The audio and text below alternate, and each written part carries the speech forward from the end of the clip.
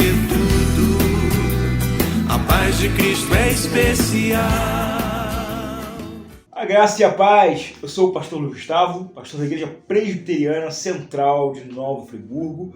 Quero te convidar para darmos continuidade à nossa série de mensagens, A Beleza Oculta dos Salmos. E hoje eu quero convidar você para nós refletirmos no salmo que eu considero o salmo mais importante entre todo o saltério bíblico, o Salmo 22. Não é o mais conhecido, não é o mais famoso, como o Salmo 23, que é o próximo salmo na nossa lista, como o Salmo 139, o Salmo 91, o Salmo 126, Salmo 42, salmos que muitas vezes nós decoramos e recitamos, de cor, o Salmo 84, que eu acho lindo, e tantos outros salmos. O Salmo 22 não é um salmo tão conhecido. Mas por que eu digo que é o salmo mais importante? Porque foi exatamente esse salmo que o Senhor Jesus Cristo escolheu para citar exatamente no momento de sua morte. Ora, pensando por esse aspecto, você há de concordar comigo que esse salmo ganha então uma grande importância.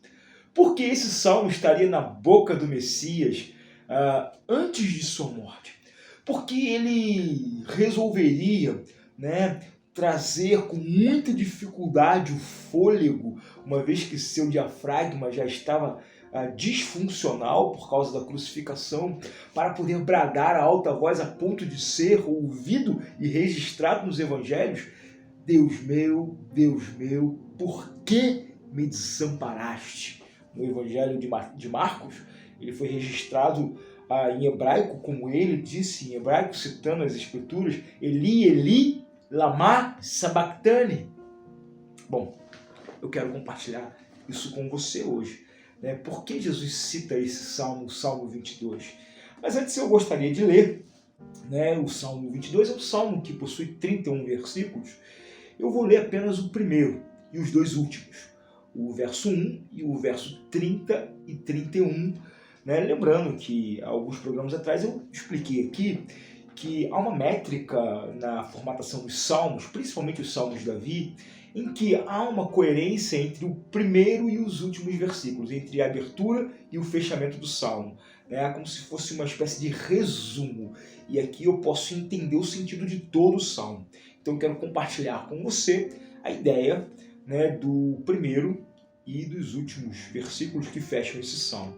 E diz assim a palavra do Senhor: Deus meu, por que me desamparaste? Por que se acham longe de mim a salvação, as palavras do meu bramido? E aí no verso 30 e 31, a posteridade o servirá, falar-se-á do Senhor a geração vindoura, hão de vir e anunciar a justiça dele ao povo que há de nascer. Contarão que foi ele quem o fez. Amém? Bom, Deus abençoe essa palavra aqui. Vamos então pensar. Por que Jesus citaria esse salmo? Eu já vi, não poucas vezes, mas algumas vezes, pastores que talvez com um sentimento mais legítimo do coração, mas de maneira absolutamente equivocada, afirmam que Jesus foi abandonado na cruz. Que Jesus reclama, que Jesus lamenta o desamparo de seu Pai. Deus meu, por que me desamparaste? Realmente essa é uma afirmação absolutamente infundada. Primeiramente, teologicamente infundada. Porque como Jesus, sendo o próprio Deus, iria se abandonar?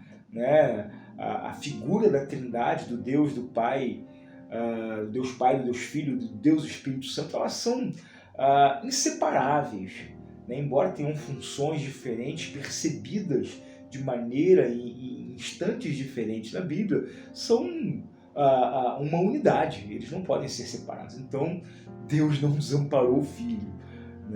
Historicamente, é improvável que isso tenha acontecido, uma vez que Jesus demonstrou ao longo da sua vida uma plena convicção de que ele veio para cumprir profeticamente as palavras de Isaías 53. né, no qual ele carregaria sobre si as nossas dores, né, o pecado que estava sobre nós, né, iria para ele, né, o pecado que era nosso, né, e por nossas por nossas transgressões ele seria moído, transpassado, sofreria. Isaías apresenta Jesus como servo sofredor.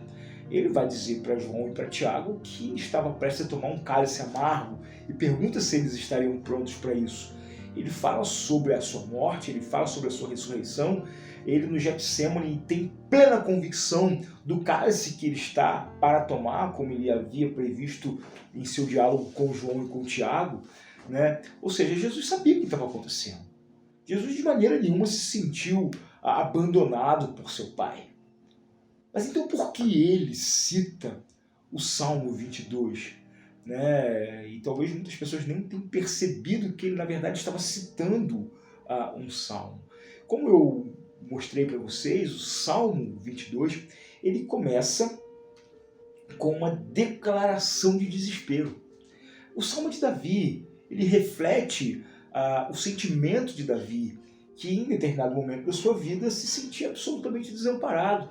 Né? E existem momentos na nossa vida que nós vamos nos sentir, sim, desamparados, sozinhos, abandonados, mas essa é apenas uma percepção que não temos base bíblica, porque o nosso Deus ele é Emanuel, ele é Deus presente, ele é Deus conosco. Né? E ele se revela, ele transcende a sua condição de Deus para habitar na nossa própria vida. Bom, mas o Salmo vai se desenvolvendo e à medida que ele se desenvolve, ele vai mostrando todas as dificuldades, todos os enfrentamentos, todos os desafios da vida. Mas em sua conclusão, Davi traz uma perspectiva gloriosa, uma perspectiva de vitória. Ele diz, a posteridade o servirá. Ora, aquele que está sendo entregue, aquele que está se apresentando como servo no momento da morte, na posteridade será servido. Aquele que se apresenta como alguém que sofre uma justiça, verá o povo anunciando a sua justiça. Né? E aquele povo que é desprezado e está na boca dos seus conterrâneos que gritam crucifica-o, crucifica, esse povo saberá que foi ele que fez todas as coisas, inclusive fez o próprio povo, como diz João no seu capítulo 1, né? No princípio era o Verbo estava com Deus. Né? E tudo o que foi feito por intermédio dele, e nada do que foi feito sem ele teria sido feito. Ou seja, a conclusão do Salmo 22 é gloriosa, é vitoriosa. E aí, se você olhar para o início desse Salmo, né, na sua Bíblia aí, se você olhar com calma, você vai ver que na minha tem, muitas outras Bíblias têm também, o tradutor João Ferreira de Almeida coloca um título, né, para esse Salmo. Esse título ele é muito bem apresentado, ele é muito assertivo, uma vez que ele apresenta muito bem o resumo do Salmo. E o título que João Ferreira de Almeida dá para o Salmo 22 é O Sofrimento e a Vitória do Messias. Então, perceba que ele começa com um sofrimento, ele perpassa ao longo do desenvolvimento do Salmo 22 por um sofrimento, mas ele chega ao ápice ou à conclusão do Salmo em uma vitória. Então, quando Jesus cita o Salmo 22, no momento de sua morte, o que ele está dizendo é exatamente o que é compartilhado no Salmo. Eu estou sofrendo, mas eu estou vencendo. E isso é maravilhoso, queridos. Isso é extraordinário. Isso muda a perspectiva da cruz. Isso muda a perspectiva do sacrifício. Quando nós entendemos que ele poderia ter evitado, ele poderia ter resistido. Ele declara para Pilatos que se quisesse, haveria uma milícia celestial que o tiraria daquela condição. Mas ele se apresentou como ovelha muda diante dos seus tosqueadores, não abriu a sua boca. Ele se ofereceu para o sacrifício. O autor de Hebreus chama ele de sumo sacerdote, não simplesmente porque Ele fez o sacrifício, mas ele foi o próprio sacrifício. E esse sacrifício é perfeito.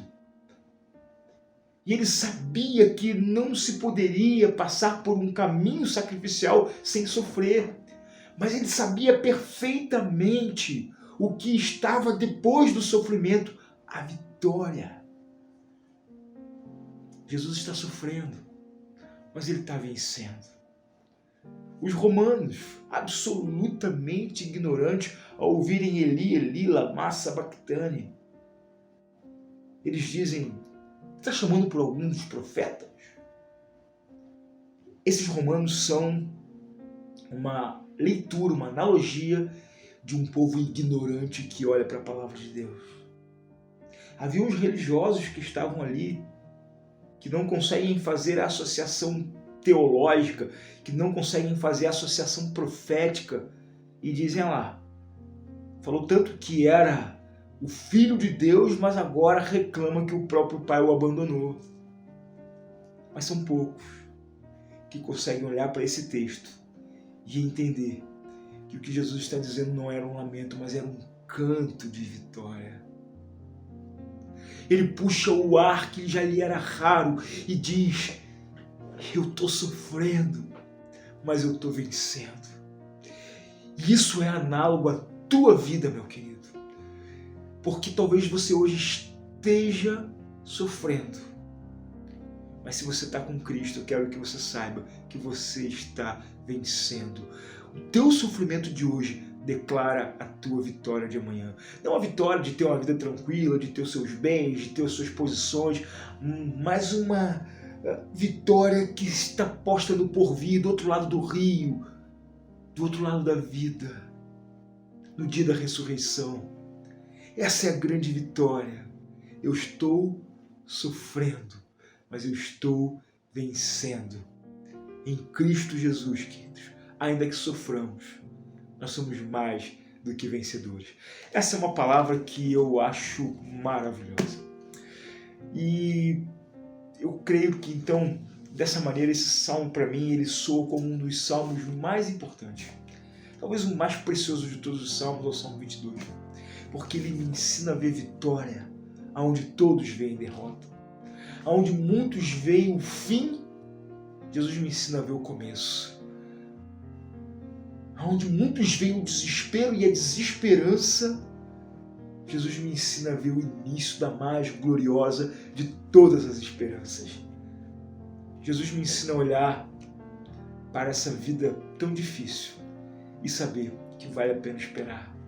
Eu posso olhar para essa pandemia e ver um grande sofrimento, mas eu sei que ela está simplesmente na frente de uma grande vitória que virá. Que Deus abençoe a sua vida, querido. Que o canto de vitória de Jesus, que nasce no meio do sofrimento, mas desemboca na vitória, seja uma grande motivação e uma grande esperança para você hoje. Então não tenha medo de sofrer, porque a vitória do Senhor está à minha e à tua espera. Que Deus te abençoe. Até o próximo programa. Graça e paz. De coração, irmão, quero te declarar a paz que vem de Jesus, que vale muito, muito mais do que ouro ou outro metal, mais do que tudo, a paz de Cristo é especial.